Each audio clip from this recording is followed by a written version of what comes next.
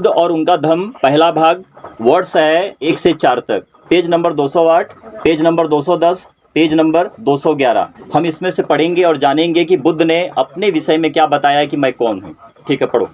ईसा ने ईसाइयत का पैगंबर होने का दावा किया। अब यहाँ पे क्या लिखा है? ईसा ने, ये कि प्रभु यीशु मसीह ने ईसाइयत का पैगंबर होने का क्या किया? दावा किया। पैगंबर किसको बोलते हैं? पैगंबर उसको बोलते हैं कि जो परमेश्वर के वचन का नबूवत करता है, जो परमेश्वर की तरफ से उतरा है उसको बोलते हैं पैगंबर। परंतु प्रभु यीशु मसीह कुरान के अनुसार पैगंबर कहलाते हैं।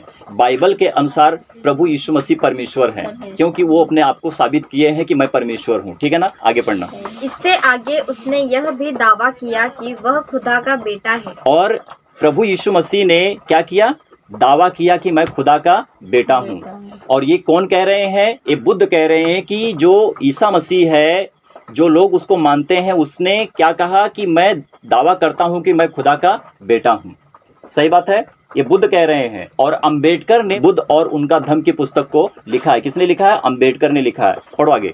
ईसा ने यह भी शर्त निश्चित की कि जब तक कोई आदमी यह न स्वीकार करे कि ईसा खुदा का बेटा है, तब तक उसके मुक्ति हो ही नहीं सकती। सुनिए, प्रभु यीशु मसीह ने क्या कहा? अब ये बुद्ध कहते हैं प्रभु यीशु मसीह के विषय में कि उसने कहा है कि जो कोई मुझे, प्रभु यीशु मसीह के विषय में बता रहे हैं कि जो कोई मुझे खुदा का बेटा स्वीकार नहीं करे उसका उद्धार नहीं हो सकता है। यानी कि जब प्रभु यीशु मसीह को आप परमेश्वर का पुत्र नहीं मानोगे, परमेश्वर को नहीं जानोगे, तो आप उद्धार आपने कभी पाया नहीं है। आगे पढ़ना। इस प्रकार ईसा ने किसी भी ईसाई की मुक्ति के लिए अपने आप को खुदा ईश्वर का पैगंबर और बेटा मानने की अनिवार्य शर्त रखकर ईसाइयत में अपने लिए एक खास स्थान बना लिया। आमीन, आमीन। तो प्रभु यीशु मसीह ने क्या किया? सब कुछ होने का दावा किया, और उन्होंने दावा को पूरा किया कि मैं हूँ, मैं सब कुछ कर सकता हूँ। अब बुद्ध अपने विषय में क्या बताते हैं, उसके आगे का पढ़ो। भगवान बुद्ध ने कभी किसी को मुक्त करने का आश्वासन नहीं दिया। उन्होंने कहा कि वे मार्गदाता है, मोक्षदाता नहीं। बुद्ध ने अपने विषय में क्या बताया है कि मैं कोई ईश्वर, परमात्मा और भगवान नहीं हूँ। मैं सिर्फ मार्ग, जैसे कि कोई एक शिक्षा देता है, कोई एक शिक्षा बताता है, मतलब कि तुम अच्छे बनो। तो बुद्ध ने खाली शिक्षा दी है, रास्ता दिखाया है। उन्होंने ईश्वर होने का और दर्जा अपने ऊपर नहीं लिया है कि मैं ईश्वर हूँ या फिर ईश्वर का बेटा हूँ। बुद्ध ने अपने विषय में बताया है और अंबेडकर ने बुद्ध के विषय में लिखा हुआ है। अब आगे पढ़ना। मोक्षदाता और मार्गदाता के अर्थ में पूर्ण अंतर रखा है। भगवान केवल मार्गदाता थे। दो प्रश्न उठता है, एक मुक्तिदाता और एक मार्गदाता। तो बुद्ध ने कहा कि मैं मार्ग हूँ, मुक्ति मोक्ष नहीं हूँ। समझे ना इस बात को? जो बुद्ध ने कहा है बिल्कुल सही कहा है कि मैं एक पुरुष हूँ। क्या हूँ? महापुरुष। मतलब पुरुष मतलब कि एक मार्ग दिखाने वाला एक पुरुष हूँ, मतलब कि एक मनुष्य हूँ मैं। अभी आगे पढ़ो। सभी पैगंबरों ने मुक्ति का आश्वासन दिया है। भगवान बुद्ध ही मात्र एक ऐसे महापुरुष हुए हैं जिन्होंने इस प्रकार का कोई आश्वासन नहीं दिया। उन्होंने मोक्षदाता और मार्गदाता के अर्थ में पूर्ण अंतर रखा है। अर्थात एक तो मोक्ष देने वाला है, दूसरा केवल उसका मार्ग बता देने वाला है। और आगे पढ़ो। भगवान केवल मार्ग दाता थे। अगर कोई अंबेडकर को मान रहा है या फिर बुद्ध को मान रहा है, तो उसको पहले जानना पड़ेगा कि अंबेडकर ने क्या किया है, बुद्ध ने क्या किया है। फिर उसको मानो और फिर जानो, फिर काम करो। ठीक है ना? जब वो पैदा हुए थे तो उनका नाम क्या था? सिद्धार्थ गौतम नाम था उनका।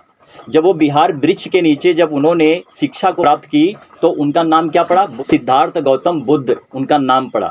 शिक्षा किसने दिया? परमेश्वर नहीं दिया। नहीं, परमेश्वर कैसे दे सकता है? वो परमेश्वर पर उन्होंने कभी विश्वास ही नहीं किया। और उन्होंने, सुनिए, उन्होंने कभी परमेश्वर के ऊपर विश्वास नहीं किया। उन्होंने कहा कि मेरे लिए कोई परमेश्वर नहीं है, मेरे लिए कोई ईश्वर नहीं है। जब इतिहास की पुस्तक को पढ़ते हो, विज्ञान की पुस्तक को पढ़ते हो, वहाँ पर क्या बताया गया है कि सब कुछ अपने आप से हो गया है।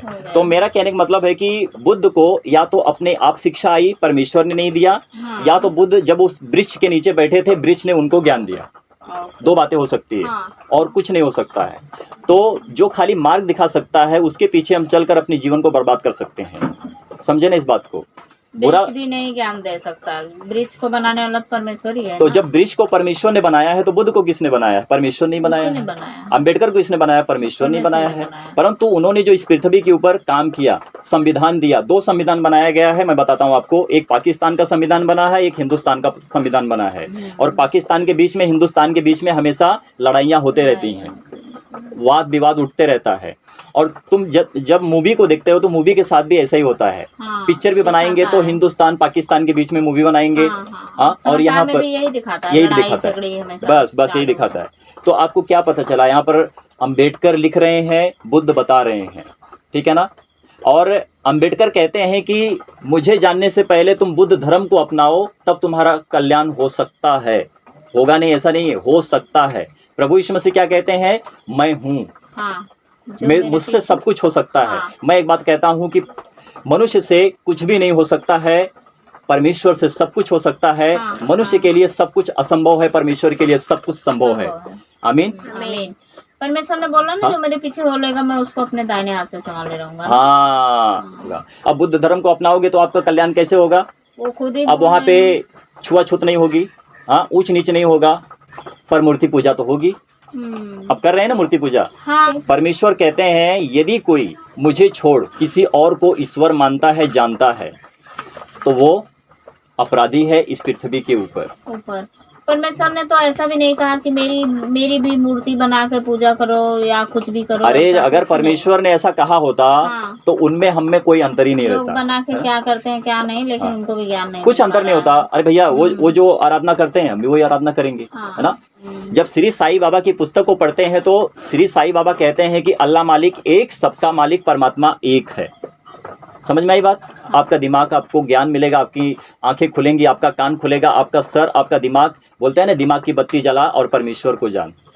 आमीन। तो मेरे प्रियो, प्रभु यीशु मसीह के पास आइए, बाकी के धर्मों की पुस्तकों को पढ़िए, क्या लिखा है जान पाओगे, सीख पाओगे। और यही हमारा काम है, हम परमेश्वर के लिए करते हैं। बुद्धि खुलेगी, फिर इसके बाद चुनिए तुम्हारा परमेश्वर कौन है। हाँ, तो ये सारा काम हम जो करते हैं परमेश्वर के लिए करते हैं कि किसी को भी अंधकार में रखना हमारे लिए अनिवार्य है कि हम ना रखें और उनको प्रकाश में लाएं। प्रकाश में लाना मनुष्य के लिए अच्छा है कि मनुष्य अच्छा बने। तो प्रियो, जब आप मेरी वीडियो को देखते हैं, कृपया करके मेरी वीडियो को पूरा देखें, अधूरा ना छोड़ें। यदि वीडियो आपको अच्छी लगे तो लाइक करें, सब्सक्राइब करना ना भूलें, बेल आइकन को दबाएं कि जब भी हम वीडियो यूट्यूब पर, फेसबुक पर अपलोड करेंगे तो सबसे पहले मैसेज आप तक पहुंचेगी। तो प्रभु यीशु मसीह के नाम से सारा कार्य पूरा करते हैं। आज के वचन को, आज की प्रार्थना को हम जिंदा जलाली खुदावन प्रभु यीशु मसीह के नाम से मांग लेते हैं। आमीन, आमीन और आमीन।